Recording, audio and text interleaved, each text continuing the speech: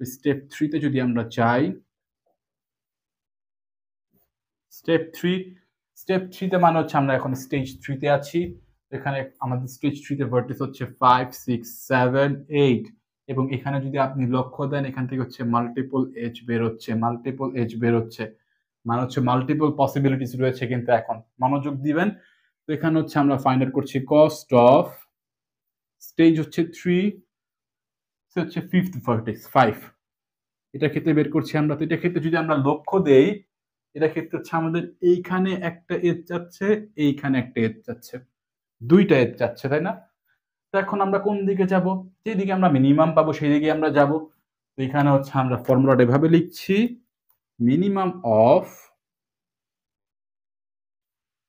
এখন হচ্ছে আমরা ফর্মুলা লিখি, সে হচ্ছে আমাদের সি জে এল, জে কে হবে, জে হবে হচ্ছে 5, এল হবে কে, ইদার হচ্ছে আমাদের এখানে 9-এ যেতে পারে or 10-এ। সেই নিশাটা ধরলাম 9-এ যাচ্ছি আমরা। তো 9 plus cost of next stage কত? নেক্সট স্টেজ হচ্ছে আমাদের 4। কোন ভার্টেক্সে আমরা যাচ্ছি? 9-এ আমরা যাচ্ছি, 9। আশা করছি বুঝতে পারছেন। এবং হচ্ছে আরেকটা পসিবিলিটিস রয়েছে, আমরা সি 5 থেকে যেতে পারি হচ্ছে 10-এ, 5 থেকে যেতে পারি 10-এ এবং কস্ট হচ্ছে আমাদের নেক্সট ফরওয়ার্ড কস্ট বা ফরওয়ার্ডের দিকে নিয়ে যাবে কত কস্টে? ফরওয়ার্ড দিকে নিয়ে যাবে হচ্ছে আমাদের এখানে কস্ট হচ্ছে স্টেজ হচ্ছে আমাদের নেক্সট স্টেজ হচ্ছে 4, ভার্টেক্স কে, ভার্টেক্স হচ্ছে 10।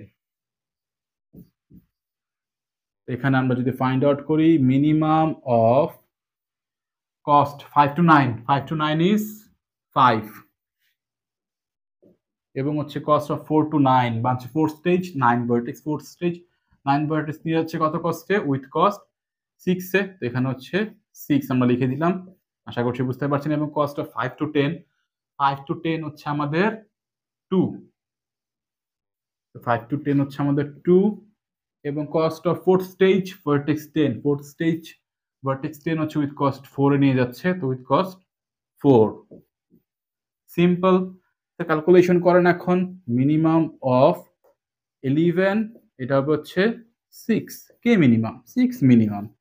তো 6 মিনিমামটা আমরা পেলাম কার জন্য? 6 পেয়েছি মিনিমাম, 6 মিনিমাম এইটার জন্য 6 মিনিমাম পেয়েছি, বা এইটার জন্য মিলে আমাদের 6 মিনিমাম পেয়েছি। তো এইটা হচ্ছে আমাদের সিলেক্ট হয়েছে। তো কস্ট অফ স্টেজ 3 ভার্টেক্স 5, এটাতে যাওয়ার কস্ট কত? 6। নিয়ে যাবে কোথায়? নিয়ে যাবে হচ্ছে ভার্টেক্স 10-এ, ভার্টেক্স 10-এ নিয়ে যাবে। আশা করছি বুঝতে পারছেন। তো নেক্সট যদি আমরা বের করি, তো সেই স্টেপ 3 তে এখন আছে, আমরা 5 এর জন্য ক্যালকুলেট করলাম কস্ট অফ স্টেজ 3 তেই রয়েছি, করব কার জন্য? এখন 6 এর জন্য যদি করি, তো 6 এর ক্ষেত্রে দেখেন আমাদের এখানে এগেইন দুইটা এজ বের হচ্ছে, মানে দুইটা পসিবিলিটিস রয়েছে, দুইটাই চেক করতে হবে। তো মিনিমাম অফ সি 6 to 10 এ যেতে পারে, 11 যেতে পারে। যদি ফার্স্ট অফ অল 10 এ যাই, তো 6 to 10, 6 to 10 plus cost of next stage কত? 4 হচ্ছে নেক্সট স্টেজ, যাচ্ছি কোথায়? 10 এ। এবং হচ্ছে কস্ট অফ 6 to 11 এ যেতে পারি, plus cost of 4th stage, যাচ্ছে হচ্ছে 11 ভার্টিক্সে। এই ফর্মুলা, তাই না? এখানে মিনিমাম অফ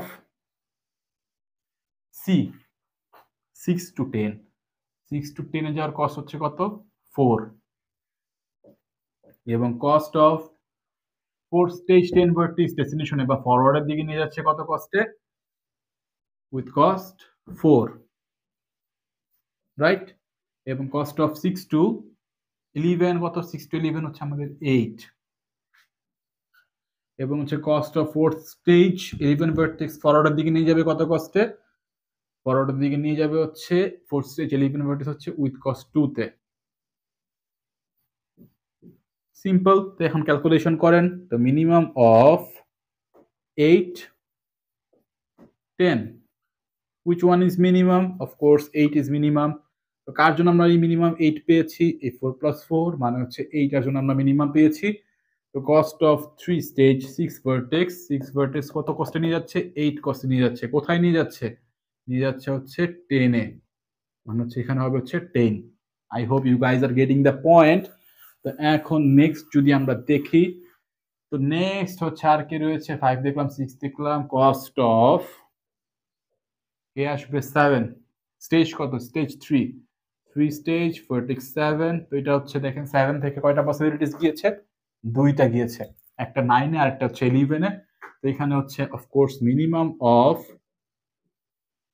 সি 7 টু কোথায় কোথায় যাচ্ছে 9 এ যাচ্ছে এবং 11 এ যাচ্ছে সি আমরা 9 এ যদি যাই তো plus cost of next stage কত এটা 3 স্টেজ এটা হচ্ছে 4th স্টেজ 9 ফরওয়ার্ডে কতটুকু কষ্ট নিয়ে যাবে এবং হচ্ছে সি 7 টু কোথায় যেতে পারি আমরা 11 এ যেতে পারি এটা ক্ষেত্রে আমাদের নেক্সট স্টেজ যাওয়ার কস্ট বা ফরওয়ার্ডের দিকে যাওয়ার কস্ট হচ্ছে আমাদের নেক্সট স্টেজটা হচ্ছে আমাদের 4th স্টেজ কে নিয়ে যাচ্ছে 11 নিয়ে যাচ্ছে right is equals to minimum cost of 7 to 9 7 to 9 এ যাওয়ার কস্ট হচ্ছে 7 এবং cost of 4 stage vertex 9 কত 6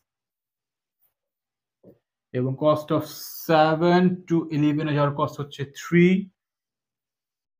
plus cost of 4th stage vertex 11 এ যাওয়ার কস্ট হচ্ছে 2 okay the minimum of